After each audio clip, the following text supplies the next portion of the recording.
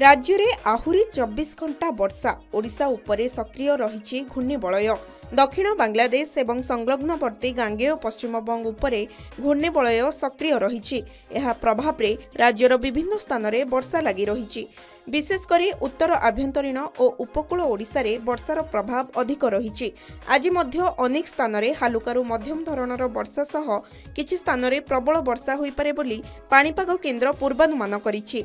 एथिपाई 15 जिल्ला को yellow alert जारी करा जाइछि। 31 तारिख परठारु वर्षा कमिबा नै आकलन करा जाइछि। सेपटे लगाण वर्षा पाई भद्रक रे दिनक पाई स्कूल छुट्टी घोषणा करा जाइछि। जिल्लार 3टी ब्लॉक रे दिनक पाई स्कूल बंद निर्देश दैछंती भद्रक जिल्लापाल।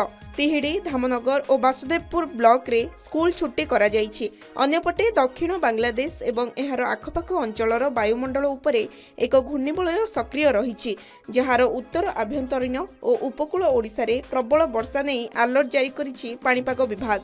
आसंता 24 घंटा पाई राज्य में अनेक स्थान में मध्यम धरणर वर्षा सह गोटे किंबा दुईटी स्थान में प्रबल वर्षा हेबा संभावना रही। ब्यूरो रिपोर्ट के न्यूज ओडिशा।